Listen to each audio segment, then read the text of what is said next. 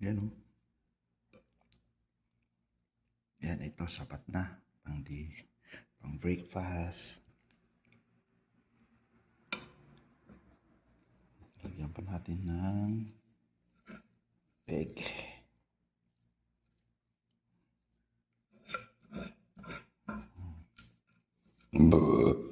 Busog pala ako.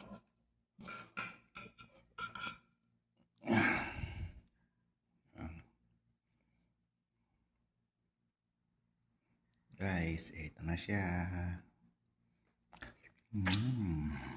Sarap. Geng. Ano na? Ito, tapos sabayin natin ng Starbucks. Geng. Ano na? Kain na. Atak. Guys.